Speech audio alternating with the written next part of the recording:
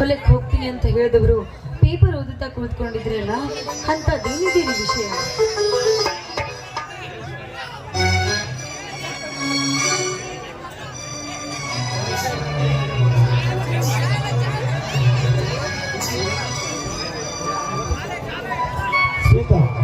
ಅದು ಹಂತಿಂತ ವಿಷಯ ಇಲ್ಲ.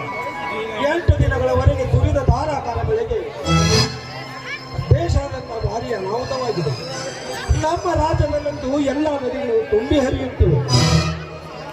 ಎಲ್ಲ ಅಣೆಕಟ್ಟುಗಳು ಒಡೆಯುವ ಭೀತಿ ಇದೆ. ಅನೇಕ ಹಳ್ಳಿಗಳು ಹೀಗಾಗಿ ನೀರು ಪಾಲಾಗಿವೆ. ನದಿಯ ದಂಡೆ ಮೇಲಿರುವ ಎಲ್ಲ ಗ್ರಾಮಗಳು ಸಂಪೂರ್ಣ ಮುಳುಗುತ್ತಿವೆ. ಈಗ ಸರ್ಕಾರ ಆದೇಶ ಹೊರಡಿಸಿದೆ, ತಕ್ಷಣ ಊರ ಬಿಡಬೇಕೆಂದು. ಈಗ ನಾವೇನು ಮಾಡಬೇಕೆಂಬುದು ನಮಗೆ ತಿಳಿಯದಂತಾಗಿದೆ. ಸ್ವಾಮಿ, ಬೆಳೆ ತುಂಬಿಗಿಂತ ನಮ್ಮ ಹೊಲಗಳೆಲ್ಲವೂ ನೀರು ಪಾಲಾಗಿ ಹೋಯಿತು. ಹೌದು, ಈ ಪೇಪರ್ನಲ್ಲಿ ಬರೆದಿದ್ದು ಊದಿ ನೋಡಿದರೆ ಮನೆ ಹೊಲ ಮುಳುಗುವುದಷ್ಟೇ ಅಲ್ಲೇ ಸೀತಾ. ಹೊಲದಲ್ಲಿ ಇದ್ದ ಒಂದು ಇತ್ತು ಮಣ್ಣು ಕೂಡ ಉಳಿಯುವುದೆಂಬ ಭೀತಿ ನನಗಾಗಿ.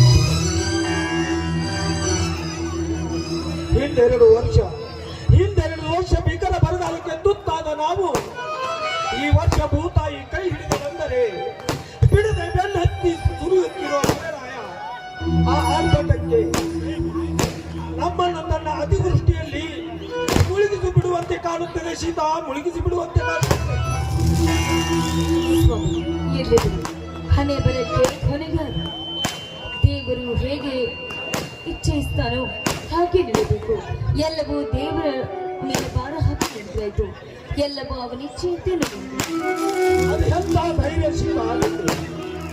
ಬೆಳೆ ತುಂಬಿಲಿಂದ 8 ಎಕರೆ ಕಬ್ಬು, ಬೆಳೆ ಮಾಡಿನಿಂದ 10 ಎಕರೆ ಗೋವಿನ ಜೋಳ, ಗಿಡಕ್ಕೆ 60 ಕಾಯಿ ತುಂಬಿದ 9 ಎಕರೆ ಶೇಂಗಾ. ಈಗಾಗಲೇ ಗಂಗಾ ಮಾತೆ ಒಡಲು ಸೇರಲು ಹವಲಿಸುತ್ತಿವೆ ಎಂದರೆ ಈ ರೈತನ ಬಾಳು ಕಣ್ಣೀರಿನ ಗೋಳು ಸೀತಾ, ಕಣ್ಣೀರಿನ ಗೋಳು.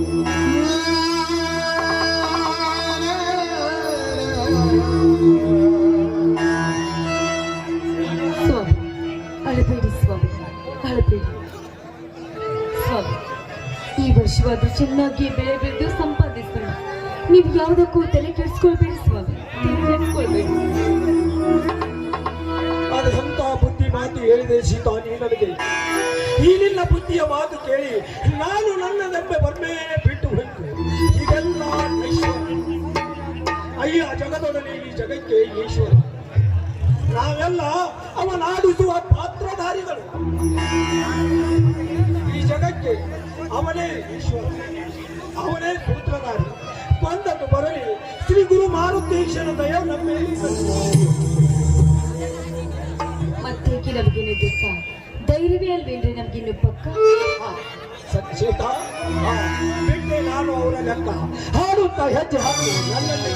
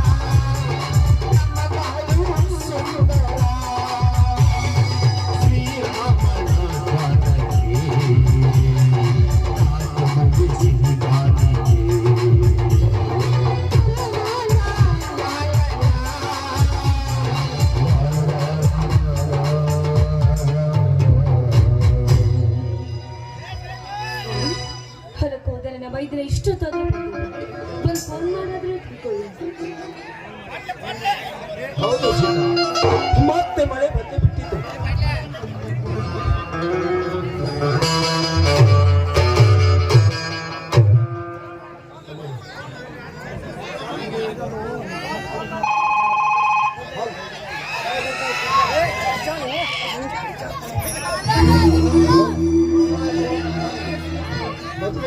ಅಣ್ಣ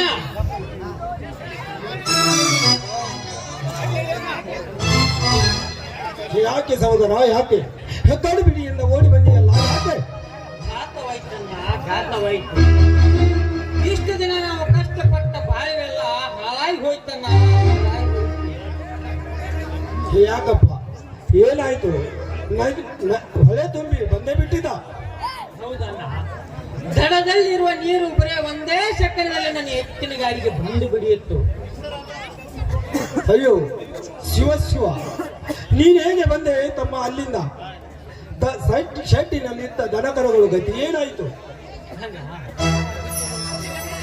ಎದೆ ಮಟ್ಟ ತುಂಬಿದ ನೀರಿನಲ್ಲಿ ಇಳಿದು ಕುಡುಗೋಲಿನಿಂದ ಎಲ್ಲಾ ದನಕರಗಳ ಹಗ್ಗಗಳನ್ನು ಕೊಯ್ದು ಈ ಮನೆಗೆ ಇಡುತ್ತಾ ಬಂದೆ.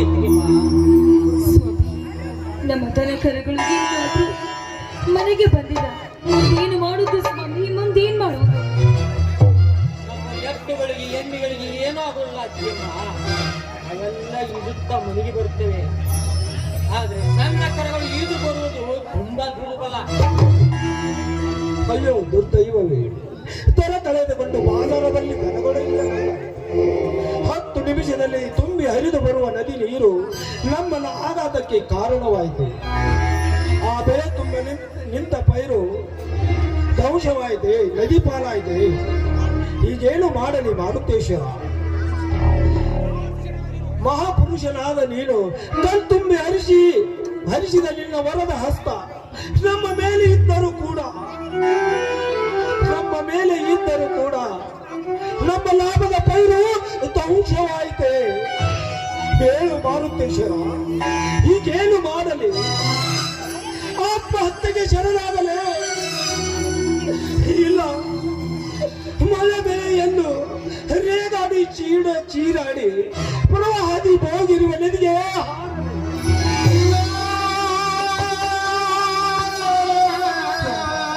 ಅಳಬೇಡಿ ಸ್ವಾಮಿ, ಅಳಬೇಡಿ. ಅದು ನಮ್ಮ ಪ್ರಾರಬ್ಧ ಕರ್ಮ ಸ್ವಾಮಿ, ಕರ್ಮ. ಅದಕ್ಕೆ ನೆಗೆಯಾಕಿ ನಾವೇ ಅಲ್ವೇನ್ರಿ? ಆದ್ರೆ 19 ವಯಸ್ಸಿನಲ್ಲಿರುವ ಕೆಚ್ಚದೆ ವೀರನಾದ ನನ್ನ ಮೈದನ, ಅವನ ಮುಂದೆ ನೀವು ರೀತಿ ಕಣ್ಣೀರು ಹಾಕುತ್ತಾ ವೀರನ ಗತಿ ಏನಾಗ್ತದ್ದು ಹೇಳಿ ಸ್ವಾಮಿ. ಈ ಭೂತಾಯಿ ಬಂಜೆ ಆಗಿರ್ಬೋದು ನಿಜ, ಮುಂದೊಂದಿನ ಆದ್ರೂ ಬಂಜೆತನದಿಂದ ದೂರ ಮಾಡಿ ನಮ್ಗೆ ಒಳ್ಳೆ ಬೆಳೆಯನ್ನ ಕೊಡ್ತಾ ಇರುವ ಬಲವಾದ ನಂಬಿಕೆ ನನಗಿದೆ ಸ್ವಾಮಿ, ನನಗಿದೆ. ಅಂತ ಪ್ರವಾಹದಿಂದ ನನ್ನ ಮೈದನ ಈಜುತ್ತಾ ಬಂದಿದ್ದನಂತ ಸಂತೋಷ ಪಡುವುದನ್ನ ಬಿಟ್ಟು ದುಃಖ ಪಡುತ್ತಾ ಇದ್ರಂತೆ ಸ್ವಾಮಿ. ನೀವು ದುಃಖ ಪಡ್ತಾ ಇದ್ರ. ಸೀತಾ, ಎಂತ ಗಂಡು ಮಾತನಾಡಿದೆಯೇ ನೀನು? ನೀನಾಡಿದ ನುಡಿಗೆ ಒಣಗಿದ ಬರ ಚಿಗುರಿತು, ಬೊತ್ತಿದ ಕೆರೆ ತುಂಬಿತು. ನನ್ನೊಡಲಿಗೆ ಹತ್ತಿಕೊಂಡ ಬೆಂಕಿ ನಂದಿ ಹೋಯಿತು. ಉಮ್ಮಳಿಸಿ ಬರುವ ದುಃಖ ನಗುವಿನಲ್ಲಿ ಬಂದಿದೆ. ಸಹೋದರ, ನೀನ್ಯಾವುದು ಕಾರಣಕ್ಕೂ ಹೆದರಬೇಡ, ನಾನಿದ್ದೇನೆ. ಉತ್ತಮ ಗುರು ಎಂಬ ಅರಿವಿನ ನದಿಯಲ್ಲಿ ಈದಿ ಬದುಕೋಣ. ನೀನೊಬ್ಬನೇ ನನ್ನೊಂದಿಗೆ ಇದ್ದರೆ ಇಂಥ ಸಾವಿರ ಕಾಲ ಕಷ್ಟಗಳು ಬಂದರೆ ಎದುರಿಸಿ ಬದುಕುತ್ತೇನೆ.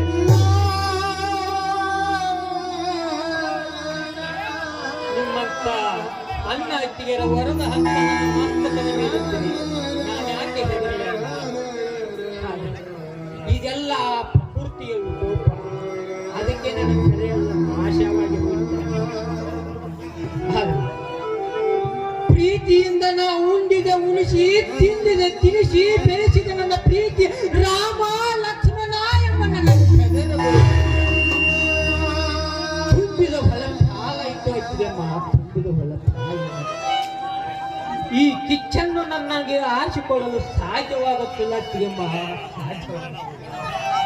ಹೋಗಿಬಿಡು, ನೀನು ಕಣ್ಣೀರು ಹಾಕ್ಬೇಡ ಮೈದನ, ಕಣ್ಣೀರು ಹಾಕ್ಬೇಡ. ಯಾಕೆಂದ್ರೆ ನೀನು ಯಾರು ಗೊತ್ತಾ? ಕೆಚ್ಚದೆಯ ವೀರ ನೀನು. ನಿನ್ನ ಕಣ್ಣಲ್ಲಿ ಯಾವತ್ತೂ ನೀರು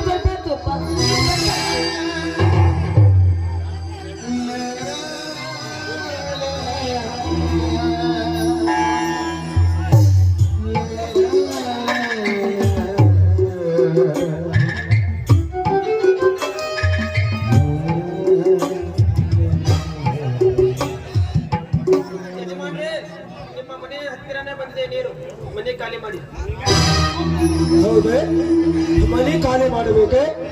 ಈಗ ನಾವು ಇರುವುದು ಎಲ್ಲಿ? ನನಗೆ ಒಂದು ತಿಳಿಯುತ್ತೆ. ಹೌದು, ಡ್ಯಾಮ್ ಫುಲ್ ತುಂಬಿದೆ.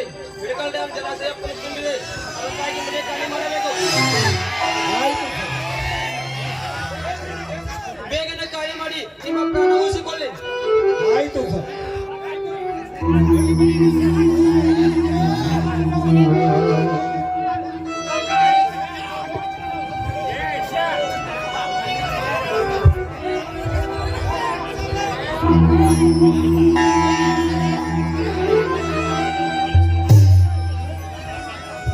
ಅಕ್ಕ ಮಾಮ ಬಜರಂಗಿ ಯಾರು ಇಲ್ಲವೇ?